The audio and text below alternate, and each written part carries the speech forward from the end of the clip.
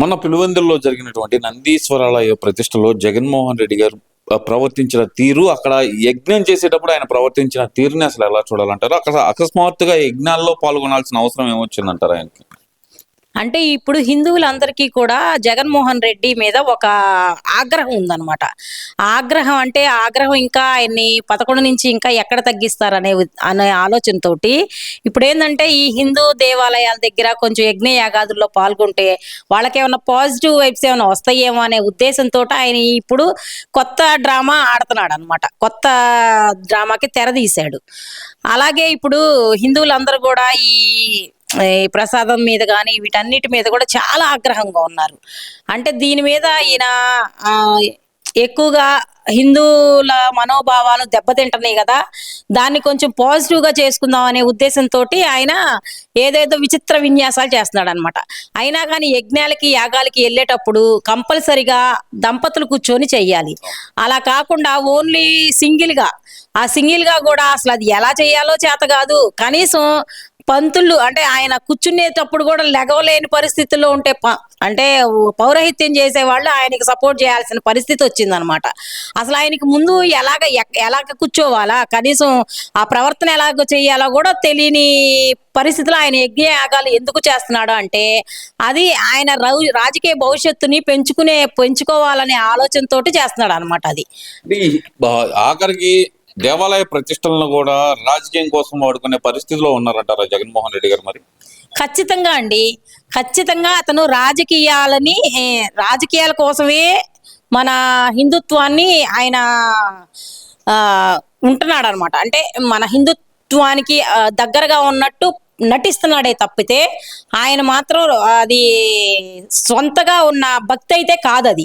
అది ఓన్లీ రాజకీయ ప్రయోజనం కోసమే ఎత్తుగడ అనమాట ఇది చెప్పాలంటే. అంటే ఇందాక మీరు చెప్పారమ్మా, కూర్చుంటే లేకపోతున్నారు. మరి ఆయన అంటుంది చంద్రబాబు నాయుడు గారు ముసలాడు, మరి మీరే ఆలోచించుకోండి, కుర్రాళ్ళు కావాలా ముసలాళ్ళు కావాలా అని అడుగుతున్నారు కదమ్మా. మరి ఈ జగన్మోహన్ రెడ్డిది ఇప్పుడుది కాదండి, ఈ వ్యవహారం ఎప్పటి నుంచో చూస్తానే ఉన్నాం. జగన్మోహన్ రెడ్డి ఎప్పుడు ఏ టెంపుల్కి వెళ్ళినా కానీ కొబ్బరికాయ కొట్టాలంటే ఆయనకు ఒక స్టాండ్ వేయాలి. ఏ చెయ్యాలన్నా కానీ ఆయనకు సపోర్ట్ అయ్యేలాగా ఆయన మలుచుకుంటాడు అనమాట. అది మనం ఇప్పుడు కాదు, గత 5 సంవత్సరాల నుంచి ఆయన పదవిలో అంటే అధికారంలో ఉన్నప్పటి నుంచి కూడా చూస్తూనే ఉన్నాం. ఆయన ఏ వేషాలు వేస్తాడు, కనీసం దీపారాజుని ఎలిగించలేడు, కొబ్బరికాయ కొట్టలేడు. అలాంటప్పుడు ఆయన టెంపుల్కి వెళ్ళేది ఎందుకు, ఈ విచిత్ర విన్యాసాలు చేసేది ఎందుకు? నీకు నిజమైన భక్తే కనుక ఉంటే నువ్వు నిజంగా అంటే అక్కడ పౌరహిత్యం చేసే కంటే ముందే నువ్వు ఇవన్నీ కూడా నువ్వేం చెయ్యాలో చెయ్యాలి. వాళ్ళు చెప్పినా కానీ చేయలేక ఇంకా వాళ్ళకి అంటే నీకు ఎట్లా అయితే సపోర్ట్గా ఉండాలో ఆ విధంగా అక్కడ ముందుగానే మలుచుకొని కూర్చుంటున్నావు అనమాట.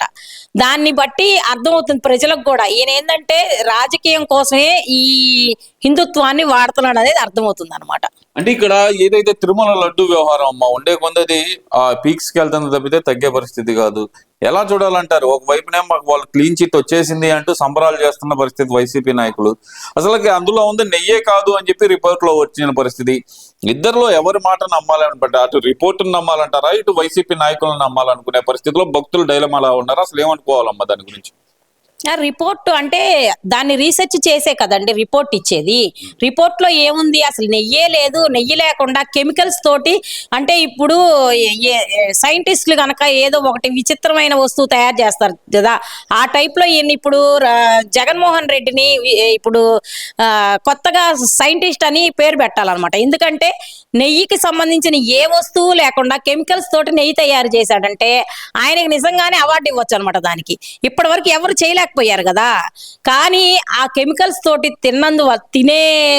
తినటం వల్ల భక్తుల యొక్క ఆరోగ్యాలు పాడైపోయి పిల్లలు అదేంటంటే మనము లడ్డూ ప్రసాదం అంటే అదొక అమృతంలాగా స్వీకరిస్తాం.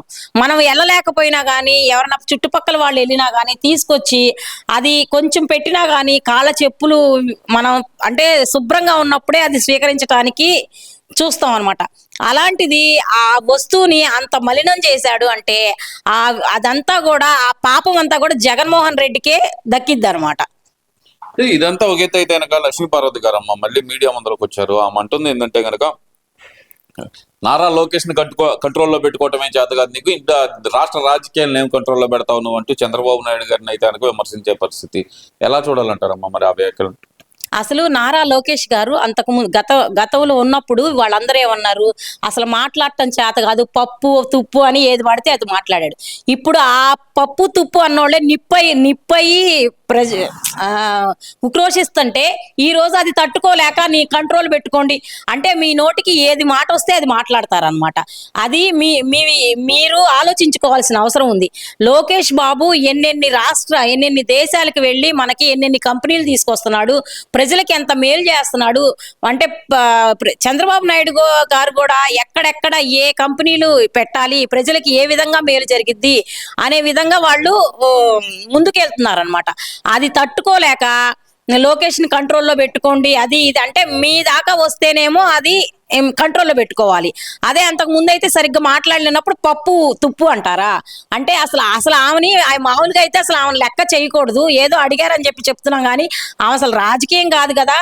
పెద్ద పెద్ద రాజకీయ దురంధరులనే మోసం చేసిన విఘ్నత ఆమెకు ఉందన్నమాట. మీరేమో ఆమె మోసం చేసింది అంటున్నారు, చంద్రబాబు నాయుడు గారికి వాళ్ళ నాన్న ఖర్చులకు డబ్బులు ఇవ్వకపోతే పొలాల్లో దొంగతనం చేశాడని చెప్పి ఆమె మాట్లాడుతుందమ్మా. నిన్నేనమ్మా మాట్లాడిందామా? అది ఆమెకి సిగ్గుండాలండి. అసలు ఆ రోజుల్లో అంటే ఈ చంద్రబాబు నాయుడు గారికి అంత మద్దతు ఇచ్చారు కాబట్టే ఆ రోజున మళ్ళీ ముఖ్యమంత్రి పదవి చంద్రబాబు గారికి ఇచ్చారు. ఎన్టీఆర్ గారు లాస్ట్ దశలో చివరి దశలో ఆయన దగ్గరికి వెళ్ళి ఆయన్ని మోసం చేసి ఆయన దగ్గర ఉన్నవన్నీ లాగేసుకొని కుటుంబ సభ్యులందరినీ కూడా వ్యతిరేకపరిచి ఆయన్ని పలు విధాలుగా చిత్రహింసలు పెట్టింది అనమాట.